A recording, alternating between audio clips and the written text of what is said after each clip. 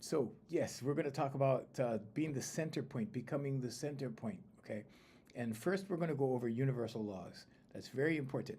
Universal laws are important because, okay, they are the foundation of everything in the world. Universal laws. Okay, there are certain universal laws, 12 of them, okay, that need to be observed in the process of manifestation. Or let's say it another way, okay, in the process of attaining your goals, goal setting and accomplishment. Okay, so when you're setting out to accomplish a goal, or let's say manifesting, because that's a fancy buzzword, and it's been around for a while because it's part of pop culture now, right?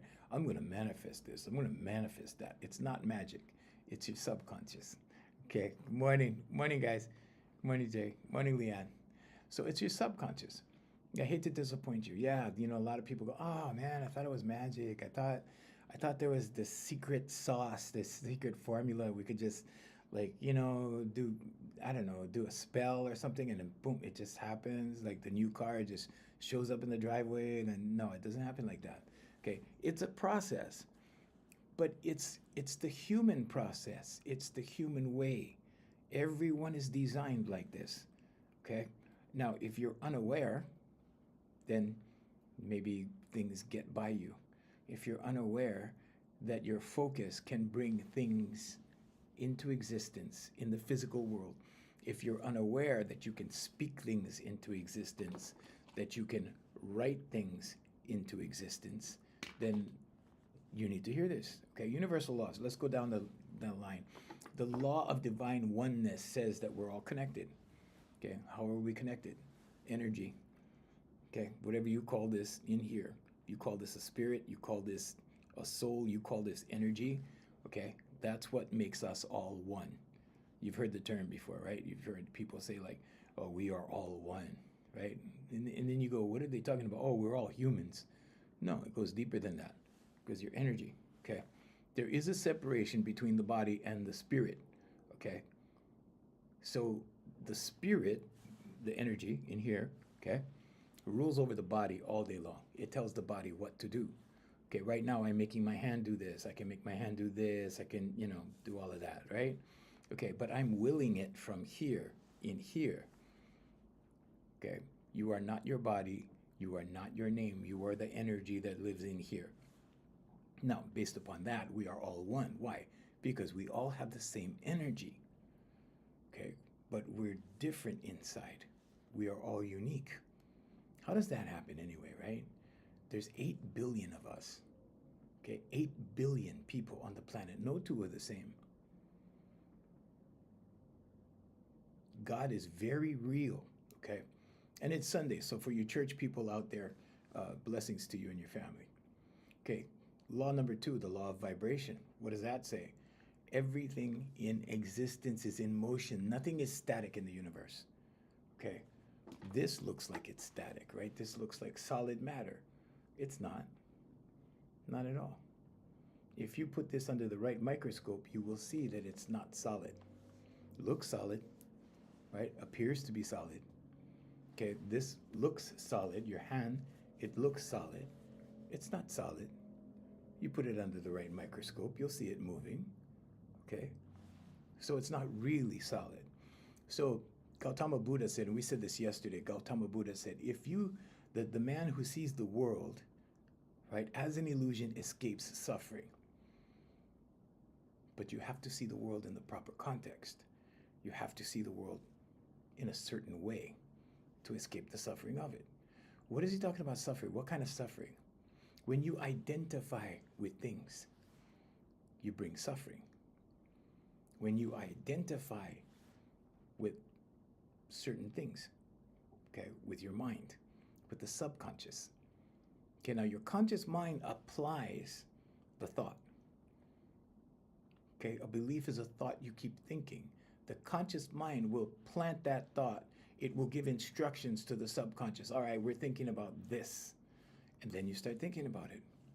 Okay, then what happens?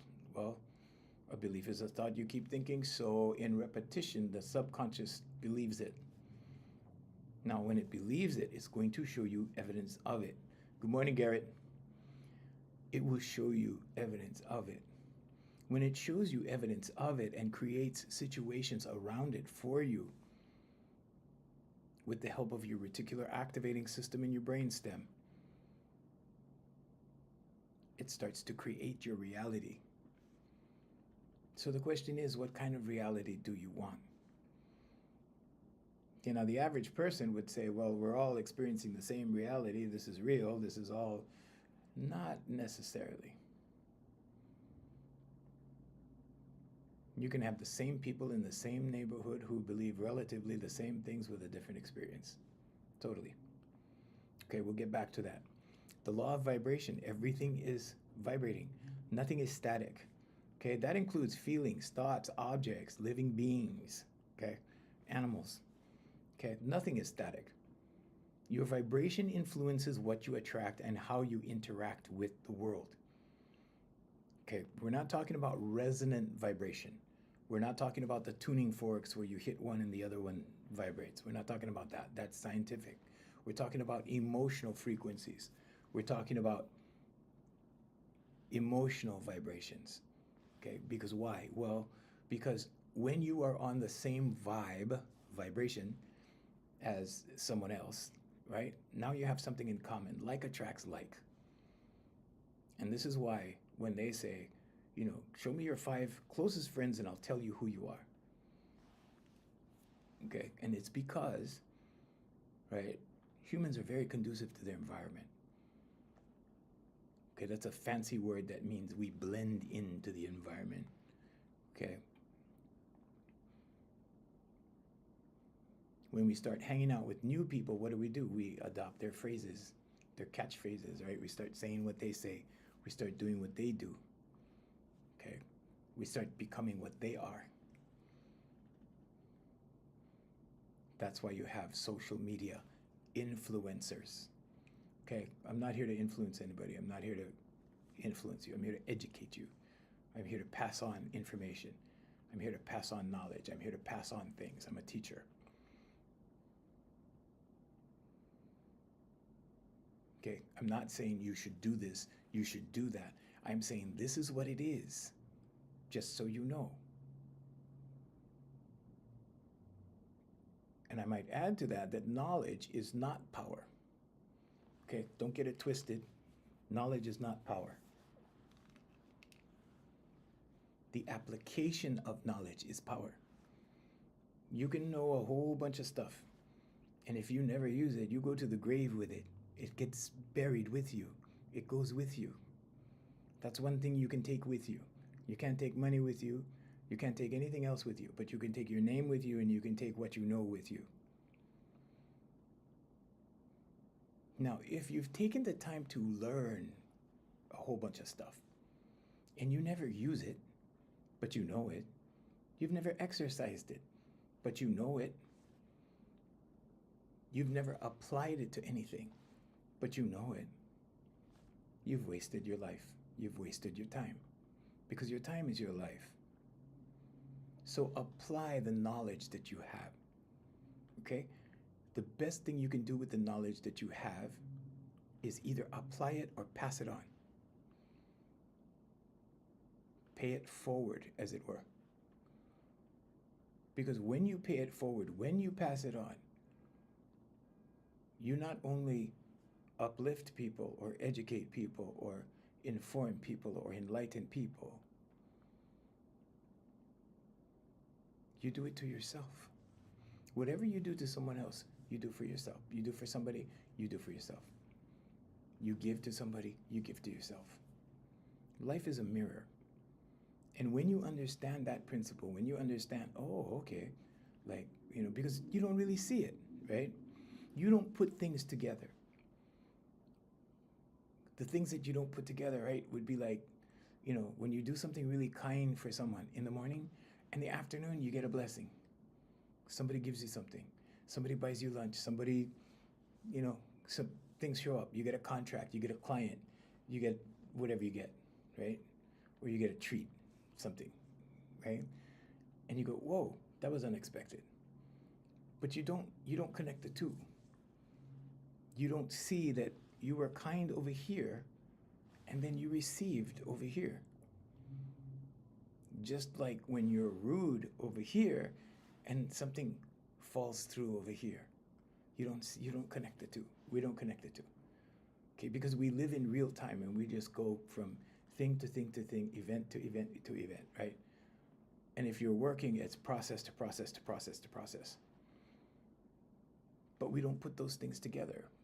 But when you remove yourself from a situation, okay, when your awareness has expanded and you lift yourself up out of the box and look back into the box and observe carefully, okay, you can see it. You can connect the dots and you go, oh, okay. And then what happens? Well, then you deliberately do it like that. And you begin to live like that. Why? Because you know the more you do, the more you get. The more you do positive stuff, good stuff, whatever it is, right? The more you get over here. The more you give, the more you get. Okay, the more you love, the more you get loved. The more money you give, the more money you receive. The more services you give, the more benefits you receive. And you start to understand this and you start to look at it in a different way. Yesterday we were talking about the power of words in your speech, and when you change your speech, right, you actually uplift yourself. Why? Because now you're speaking good things. You're speaking love. Okay, instead of I like that, I love that. Okay, try that. Change your speech. You will change the way you feel. When you change the way you feel, you will change your circumstances. Why? Because that makes the impression on the superconscious or God. Okay, so we're going to call the superconscious God for just a generalization. Okay? Whatever you believe. I'm not here to tell you what to believe or how to believe, but we'll call the superconscious God for the sake of this discussion. Okay, so the law of vibration says that everything is vibrating, and like attracts like. Okay, that's another universal law, but everything is in vibration. When you hang out with your friend group, okay, your friends are in the same vibration. Whoever is gathering together is in they are sharing the same vibration. So your vibration has an influence, because like attracts like, but your vibration has an influence on others. You ever go to like a Starbucks or something, or shopping center, and you see somebody standing there and they look like this? Are you going to talk to them? Probably not, right? Because the vibe is bad. Okay? You're going to avoid them. But if somebody's smiling, if somebody's happy, if somebody's cheerful, if somebody is exuding love, okay, love vibes. Okay, so I'm not talking about Valentine's Day love, I'm talking about love, okay? I'm talking about love, peace, gratitude, joy, passion, excitement, enthusiasm, hope, satisfaction. Those belong to the love category. Okay, the fear category is like worry, irritation, disappointment, criticism, anger, hate, boredom, despair, grief, guilt, shame, and fear at the bottom, right? Okay. But those are the negative vibes.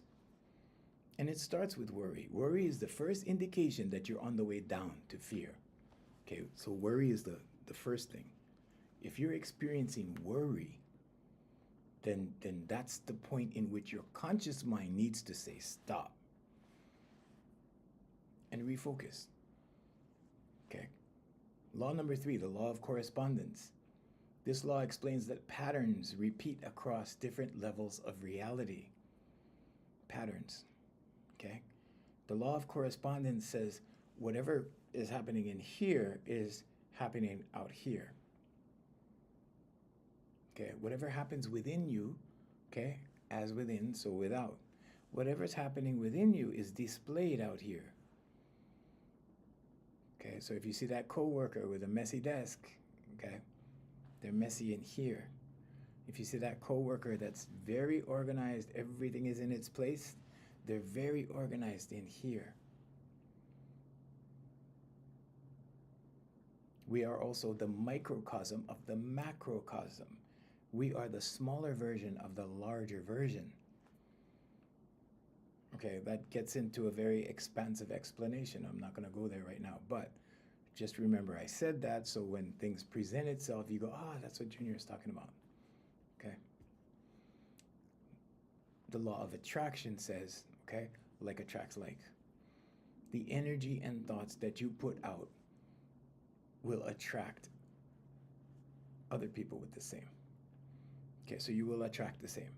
So this is why, in the workplace, right, people that love to gossip, like they all hang out together and gossip, right? People that love to stay to themselves all stay to themselves. Okay. And sometimes you can see a lot of introverts like that, where they will gather, they will sit together, and maybe they'll be all on their phones, but they will sit together because there's a vibration going on. Okay, the law of attraction. When you see a flock of birds flying, they all fly the same way.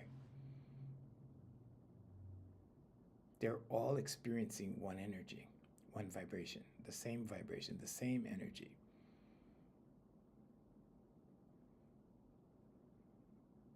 The law of inspired action says that while the law of attraction draws things towards you, okay, you must have some kind of action applied to the inspiration.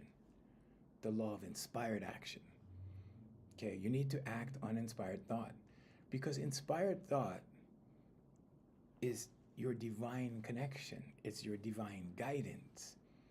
It's God going, hey, you should do this, you should do that. It's the superconscious. You should do this, you should do that, you should do, And a lot of times we dismiss it, right? Hi, Costas, good morning. A lot of times we dismiss that. We get the feeling we should do this and we go, nah, it's okay. Because we have an ego. And the ego always thinks it knows better, like always. So the ego will say, no, that's okay, I'm going to do this.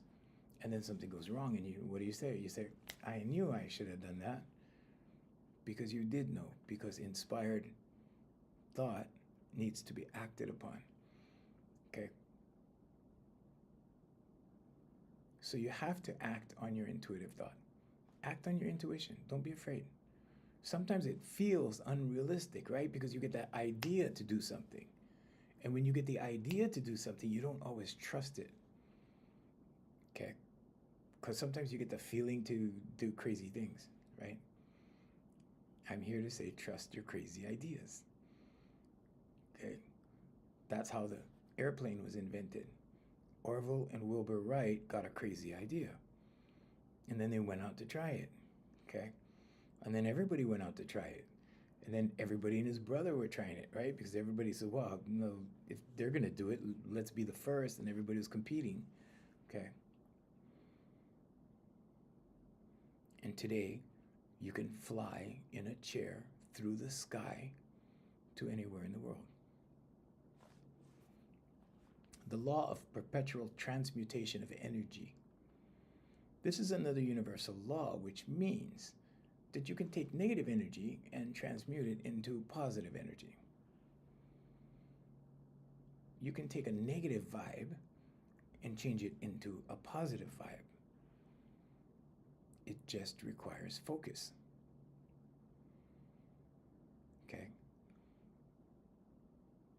You can take loving thoughts and apply that to a negative situation, and it will slowly turn into the glass half full again. Okay, glass half empty, glass half full. So you can change energy. If it wasn't changeable, you'd be stuck in a negative vibe forever. Okay, so that's all that means. The law of cause and effect. Every action has a result. Every action has a consequence. Now, consequence is not necessarily a negative word, although we use it that way a lot. Consequence. Okay. But everything has a consequence. Every action has a consequence. Okay, Newton's third law. Cause and effect. Okay, Number 8, the law of compensation. Okay, this is about balance and fairness. And this is what I was talking about. Like you don't put together when you do something nice for somebody in the morning, and then in the afternoon you get like a random surprise, like something good happened, but you don't associate the two together. Okay, but the law of compensation says that it exists. And you are rewarded for the amount of your giving, or in relation to the amount of your giving. So if you give a lot, you get a lot. If you give a little, you get a little. Okay? The law of relativity says that everything is relative. Okay? Challenges are relative to your perspective on things. What is challenging for one person is not necessarily challenging for the other person. So be kind, because you never know what somebody's going through. Okay? But everything is relative. It's relative to the situation. It's relative to the circumstance. And the law of relativity reminds us to practice gratitude and perspective, to be grateful for what we have. The law of good, bad, dark, light, all of that. But it takes both. Okay, some people do dark things and they kind of go like that over here to the dark side. If this is the 50 percentile, this is good, and we'll call this bad, or this can be, light and this can be dark. Okay, and we constantly go like this. We go like this. Okay, so this is normal. Okay, this is this is not so normal. Okay, but it happens. But when people are going too far down here like this to the dark, eventually they get pushed back over here. Eventually they get pushed back. Okay. People that go too far on this side actually find out that there's no such thing as too far on this side. Because negativity has a finality to it. Okay, there is an end. There is a final step to negativity. Because you can be here in the average, and then maybe you make some bad decisions and then you end up on the street, and then maybe you make some more bad decisions and you end up in prison. There's only one more step after that. Graveyard. That's it. Okay, so we see 3 steps down here. And many people change their lives when they get to the prison part. Okay, some people don't, a lot of people do. Okay, and then they go back this way. They push back this way. Okay, and then they go over here.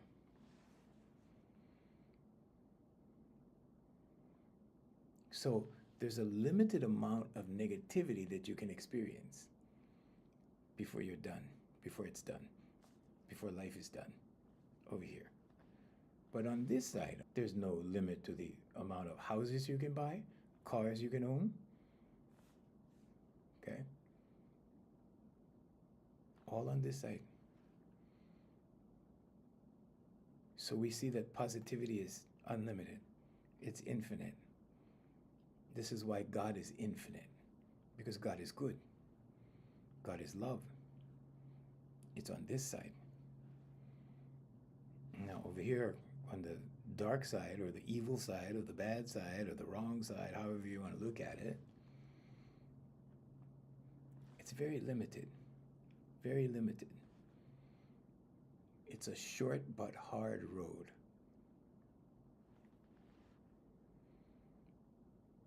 So the law of polarity, everything has its opposite. Okay? When you understand this, when you really put it into play in your life, it's really easy, and it helps you a lot. It will help you a lot. It will help you to understand situations easier. Question everything. Always question everything. Is this a good situation? Is this a bad situation? Your subconscious will give you the answer. Okay? It's up to you to trust the answer you get from your subconscious. So your subconscious is a culmination of all of your senses. And if you're older than 7, okay, then you are a member of consciousness. Okay, you're an active participant in consciousness. If you're younger than 7, you're probably not watching me right now. Okay. The law of rhythm, what does this tell us? Everything has its rhythm. Everything has a cycle. Are you observing cycles in your life? Okay. Everything has a rhythm. Everything has a cycle. Money comes in a certain time. Money goes out. Love happens for a certain, right? Love intensifies for a little while. And then it kind of filters out. Then it kind of comes back, right? So the law of rhythm, the universal law of rhythm is important in relationships. Okay? Because love comes and goes. And when love comes and goes, the law of attraction is important. The like attracts like part, because commonalities will keep you bonded together. So a lot of people say, well, you have to be friends first, and then when you're friends first, and yeah, they have all this science attached to it. Yeah, okay, that's good. But if you have things in common, because like attracts like, okay, if you don't have things in common, then you already have good grounds for separation. If it's a convenience thing versus a commonalities thing, okay, if it's an arrangement thing versus something that was meant to be because there's attraction, then you may have a problem. So the law of rhythm is very important because you need to observe the rhythm. If you're in a relationship, you observe the other person's rhythm. You understand the other person. Now you have understanding. Now you can be more compassionate. Why? Because you understand the rhythm. When money is starting to go out, right? During that part of the month, money goes out, right? Then money comes in, then money goes out. Watch that rhythm. The reason why the rhythm is important is because when money starts going out, it's not the time to start worrying. It's not the time to start panicking. Okay, God is real. Things will come. Sometimes patience is required. But when you start worrying, when you start fretting, when you start, becoming anxious, what you're really doing is pushing things farther away. Okay, so money that would take, maybe a couple of days to come, now takes a week to come. And the more you fear, or the more anxiety that you display, the more you keep the wall there, the more you keep the resistance there. It's resistance. If you're practicing a resistant emotion, okay, so worry, disappointment, criticism, that's a big one. If you're critical of things, okay, just know that it's your subconscious that has learned to be like this. Okay, your subconscious learns. It learns through repetition. So if you've become critical, or if you've just done it a few times, your subconscious picks it up and goes, oh, this is what we're doing? Let's do some more of it. And it will keep multiplying that situation for you. Okay. The reticular activating system in your brainstem will go, oh, okay, let me show you more evidence of this. Let me give you more things to criticize. Let me give you more things that are criticism worthy. And now it's automatic. And now it's happening in a cycle. And now you're stuck in a cycle and you don't know why. You know you're there. Sometimes you don't even realize you're stuck. So it's important to understand the law of rhythm. Because when you understand the law of rhythm, and you can see rhythms and patterns, okay? pattern recognition is a very natural thing for a human being to do. Pattern recognition. We spot patterns very quickly. We identify patterns very quickly. Have you ever been sitting somewhere in a waiting room somewhere? Okay, and you're looking at the wall and you're noticing like the lines, and you start counting the lines, or you start counting the things on the wall, that kind of thing. Okay, that's pattern recognition. You're recognizing a pattern. You're acknowledging the pattern.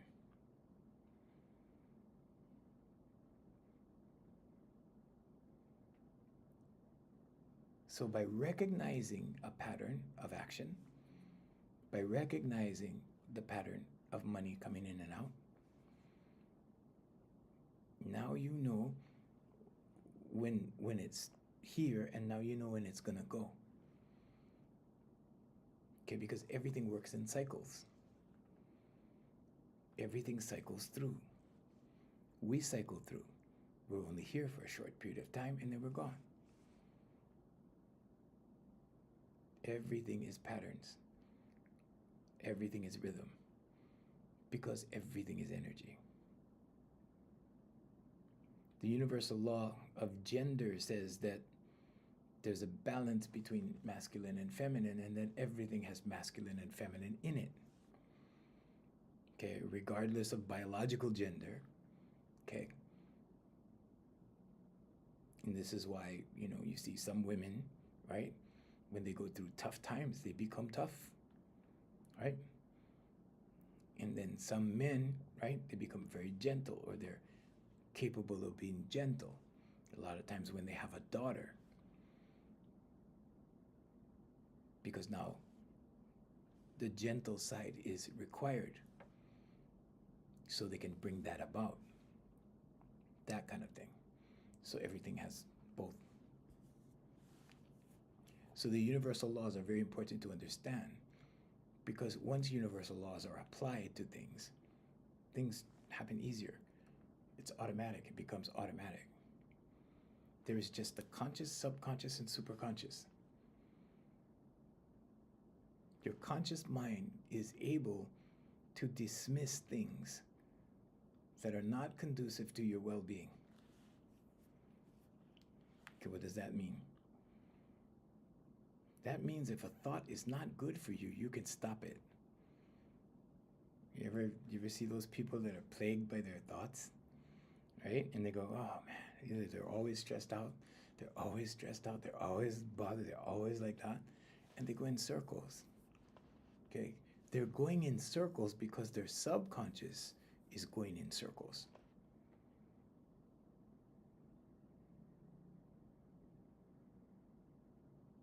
Your subconscious learns in repetition, and then it starts repeating. It's a wash, rinse, repeat cycle, like you see on the shampoo bottles. Wash, rinse, repeat. That's what the subconscious does. So you take things from yesterday, and when you wake up this morning, you start thinking about them. Now they move into today. Tomorrow, right? Whatever you did not resolve today, you will wake up tomorrow and think about, and now you brought it into tomorrow. Some people just go through repetitive cycles like this every day, every day, every day, every day, every day, and they go along their life until they run out of life. And then they're gone.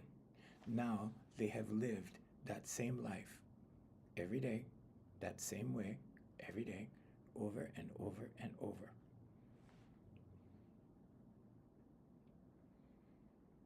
Sometimes change is uncomfortable, because you have to get used to something new. That change should be for the better. It should be something better than you have. Good morning, Susie. It should be something better than you got going now. It should be something more positive or progressive. Something that promotes growth instead of limitation. An abundance mindset versus a scarcity mindset. So I always say there's two ways to be wealthy. There's two ways. One, you can deny yourself and put everything in the bank and store everything up like a squirrel stores nuts. Okay? Or you can have faith. faith part is hard for people to wrap their minds around. Why? Because faith suggests that no matter what, you're going to be good. No matter what, you're going to get money. No matter what, you're going to have, things will be taken care of. No matter what.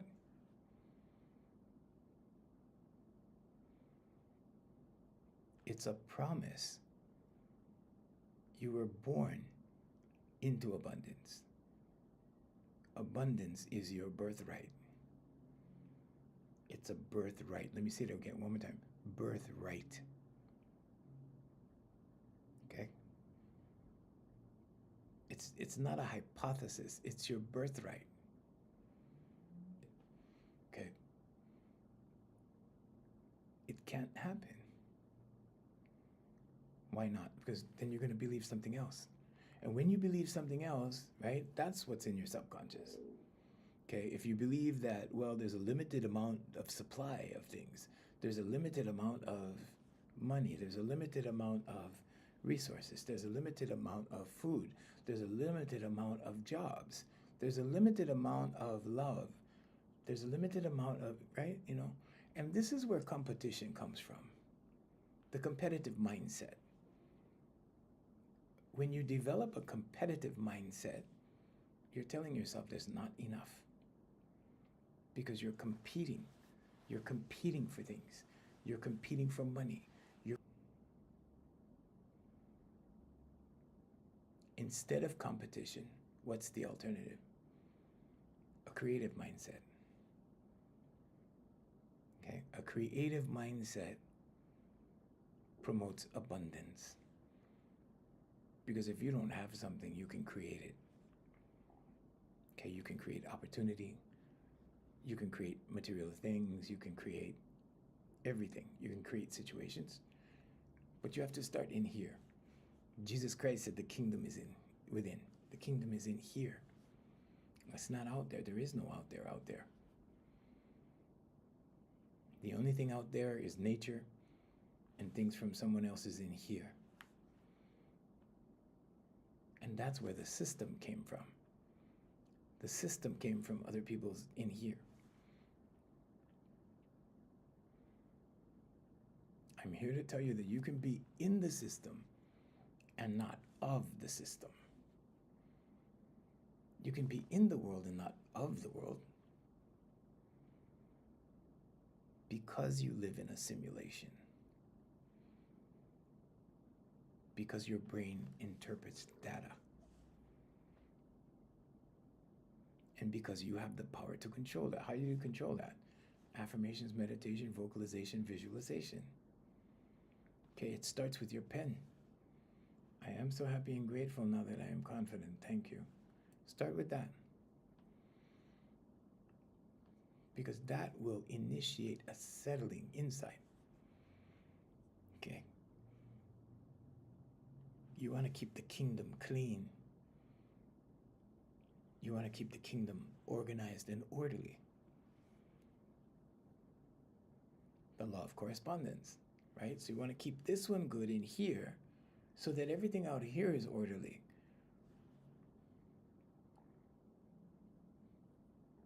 So when you start working on this one, what happens? Things start to take shape out here. You can create conditions in your life in here that translate out here. Most people see those as coincidences, right? They start getting an idea about something, and then when they see it materialize, oh, it's a coincidence. First you think the thought, okay? A belief is a thought you keep thinking, then it turns into a belief. Okay, now your subconscious starts creating situations, okay, and confirmations of that belief. And what does the superconscious do? The superconscious gives you intuitive thought about it. It assists in the acceleration of it. So time is an illusion. What you may think takes 2 weeks or a month or a year or 5 years is totally up to interpretation, the law of relativity, which says everything is relevant. Everything is relative to perception. Everything is relevant to its situation, or its condition, or its conditions. So what does that mean? That means when you become the center point,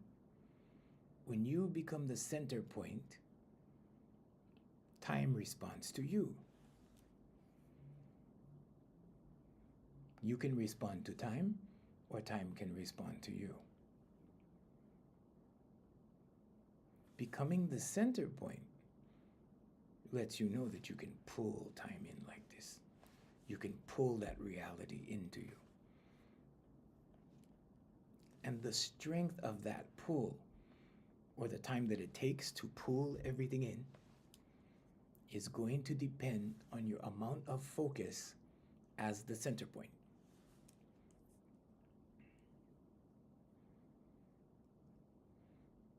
You know, when I was a kid, right, I heard that expression, and the expression was like, do you think the world revolves around you? Right? And of course you can say no. No, right? And then when you grow up, you find out, yeah, essentially that's what happens. Everything revolves around me. Why? Because you are the center of your universe. Everything revolves around you. Everything is dictated by what you believe to be true. Circumstances, events into your world. It's about the way you're thinking. And then your beliefs form, and then it's about what you believe. And then there's the initial paradigm from 0 to 7 years old. And this is why the maintenance is important. The maintenance to your subconscious is important. You can't just set it and forget it. Because if you try to set it and forget it, or let's say you get lazy, that's another way of saying it. If you get lazy and you stop doing it, guess what happens? It goes back to the original paradigm. So the paradigm is how you see the world. The paradigm is your understanding of the world, your view of the world, your attitude towards the world. So if you look at the tree, okay, so the roots, subconscious beliefs, your core beliefs, the trunk of the tree is your paradigm. Okay, this is how you see the world, this is your attitude, all of that. And this dictates the actions that you produce. And those actions turn into results. So you can do a random action and get a random result. But if you want consistent results, you need to change the roots. So maintenance is important. Okay, so do your maintenance. Okay, I'll show you what maintenance looks like. This is maintenance right here. So you need to do this every day. I know this looks crazy. This looks very crazy. These are affirmations. Okay, it looks crazy. Okay, but you need to do this every day. So this is my new one. My new one is about like that so far. Okay, but you need to do this every day. This is maintenance. I know it looks crazy. Like, who does that, right? The most successful CEOs in the world do that. The most successful people in the world do this. Why? Because it keeps them on track. It keeps them on target for all of their goals. And not just goals in business, not just goals, in money or income or material things. Goals for love, goals for whatever you want, whatever your health. If you really want to be healthy, start a food log. Start a food log. Write down everything you eat all day long. Make a food log for 5 days, if you can do that. Okay, I know it's asking a little much, right? But if you do that for 5 days, your diet will automatically change. Why? because you'll start to have to write down things that you know are not good for you. Okay? And it will call it to mind. Why? Because we do so many things unconsciously to the subconscious. We just do, right? And then it becomes a habit. I use the cookie as an example. Cookies, right? So you go to the party, you have a cookie. Wow, this is a good cookie. Can I have one more? Oh yeah, help yourself. And just all you want, go ahead. Then you have another cookie.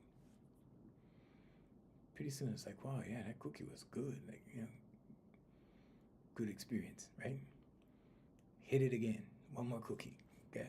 Pretty soon, like, where do you buy these cookies at? Oh, we get them at Costco. Oh, okay. The middle of next week, after the weekend party, you're standing in the line in Costco holding the bag of cookies. Now you have a cookie habit. That's how fast the subconscious responds. So it's not just for bad things, it's for good things. When you develop a routine, you need to develop a routine. When you develop a routine, what happens? Good things happen. Part of my routine is 3 miles in the morning. I go out, I do 3 miles, walk, run. I call it wogging. Actually, Jay calls it wogging. And so now I call it wogging. See, that's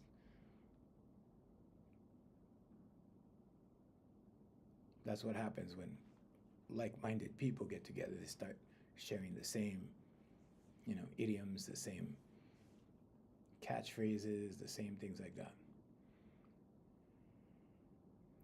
So I do my wogging 3 miles every day in the morning, most days. But you establish a routine, and then when you establish a routine, it's easy. But you need a structured routine. So the easiest way to do that, and how I teach time management, is with one of these. Okay? You probably have one of these because you're watching me right now. Okay? Use your calendar and use the alerts. Work in block time. That's your hack. Block time. Okay? Give yourself ample time. So block time can be an hour. Block time can be a half hour. But do things in block time. It will help you be more efficient. So you only check your email during that half hour of block time. You only eat during that 1 hour of meal time or half hour meal, whatever it is, right? But block it off. Then you wash, rinse, repeat. What will that do? That will make you more efficient. That will help you form good habits really fast. Because good habits are easy to form, just as easy as bad habits. We just look at bad habits like, oh, that's, I fell into that really fast. You fell into it fast because you enjoyed it, okay? And there's some things that are not good for us that we enjoy, okay? Dessert, pie, whatever, sugar, okay, in general, whatever, stuff like that, okay? Because when you enjoy it, you want to do it more, right? The things that we don't enjoy can become habits as well. Okay, but we need to shift that perspective. So look for the good part of whatever it is that you don't like to do. Look for the good side. There's always a good part. There's always a good side. Okay, and when you identify what that is, focus on that. And what you're going to see is you're going to see a perception shift, okay? Because now you're focusing on the good aspect of it. Okay, you don't like to rake the leaves in the yard. Okay, now think about what's the good part of that? And then focus on that. Identify what it is about that you don't like. Maybe it's the hot sun. Maybe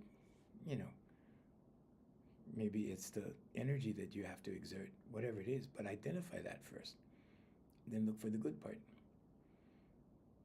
Now your perception will start to shift. If you get in an interaction with someone, and at first it comes off as being negative, take a step back. Take a step back in here. take a step back and look for the positive side of it.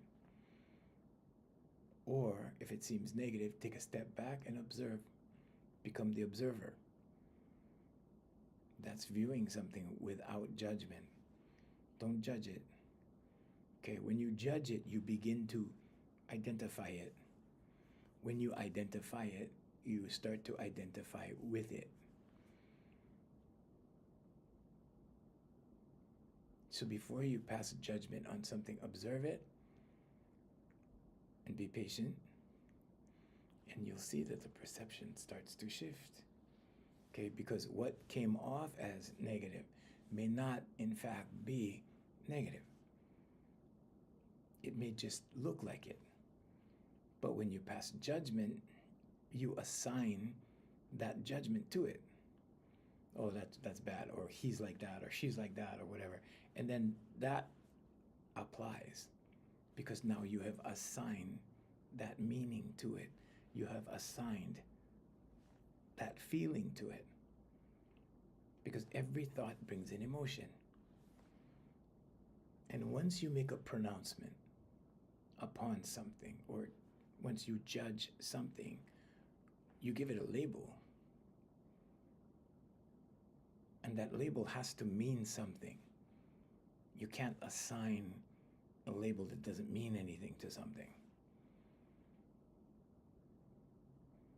And that in itself produces a vibration because it starts with thought. The thought brings the emotion. So what's the emotion? Well, he's like that. I mean, maybe the emotion is prejudice. Maybe the emotion is, right? Maybe it's, maybe it's criticism. He's like that, and like this, like that, like whatever, criticism, okay? So maybe that's the emotion. Okay, now you have a negative emotion. Now you've assigned it a negative emotion. So now what? Now you need to deal with that emotion. What's the better way of doing it? Well, just be an observer. An observer is like being a video camera. It's like taking your judgment off of it, removing judgment, removing opinion, and just witness it. Evaluate it. Observe it. You don't have to engage with something to evaluate it. You don't have to engage with something to observe it. You only engage with something when you choose it. You only engage with something when you identify with it or when you identify it. When you say, this is that, this is that. Or that guy's like this. Or that girl's like that. Now you've assigned it value, right? Now you've assigned it. And when you assign it, you have to go with it. Because otherwise you'll think you're crazy. Okay, so perception is very important. When you're patient, when you observe, things change. Okay, what was perceived one way can slowly change to the other aspect of it. Everything has positive, negative. Okay, that's the law of polarity. Positive, negative. So something looks negative. Okay, give it a chance. Is it still negative? Okay, and give it a chance. Still okay? Maybe then maybe it is. Okay, but if you give it a chance, right, and you look at the other aspect of it, what you focus on intensifies. So if you're focusing on the good aspect of it, guess what? That will intensify. That will grow. Energy flows where attention goes. Okay, and it will begin to work in your favor. So a lot of people, when they get into arguments, when they get into, this side versus this side, right? A lot of times they want to see who can win, Who can win this exchange? So the rules of engagement go like this. There's this tennis player and there's this tennis player. This tennis player, I'm going to put it higher for this explanation. This tennis player hits the ball, serves the ball. The ball goes in this court, scores a point, bounces out. This player just stood there. Who has the power? This one or this one? If you guessed this one, you're correct. This one scored a point. This one controlled the game. Why? Because of the inaction of this one, there's no game. The game doesn't exist. You see? This is why when you get in a text argument with somebody and they don't return your text, you feel empty inside. Okay? So, power is only good when you retain it. Power is no good when you use it. There are many misconceptions of power. Power is only good when you retain it. Once you use your power, you lose your power. Or let's say it another way, once you use your power, you have to make sure it's going to come back so that you can retain it. If it doesn't come back, then you get that empty feeling. If it doesn't come back, there's a little empty space that needs to be filled. So if you are in a position of power with anything, just know that the minute you use it, the minute you exercise it in any way, it can be in thought, it can be in word, it can be in deed. But the minute you exercise it, the minute you use it, you have to hope and pray that it comes back. Because if it doesn't, you've lost it, okay? That's where we get that expression, he lost it. Why? Well, because he lost his cooling, he yelled. So what happens when you do that? Well, you take all your energy and you force it out of your body like that. You throw yourself out there. Yourself, your energy, your spirit. Then what happens? Then you shake like this, okay? Why do you shake like this? Because you lost the energy, you pushed it out. You lost your temper, you pushed it out. Now you're like this, and it takes a little while to settle so you get your power back. Okay? So be mindful of how you use your power. Be mindful of how you use your energy. Because you're not your body. You're not your name. You're that spirit that lives in here. But you're having a physical experience. And there is a separation between the body and the spirit. And the spirit rules over the body all day long. Thank you, Jay. Jay's going, see you next week. Or see you tomorrow. Actually, it's tomorrow. So, thank you, Jay. Okay, so we're going to say goodbye to our international feed. Thank you very much for joining us. And we bid you lots of love and aloha from Hawaii. There's no sales pitch. Sorry to disappoint you. No, there's no there's no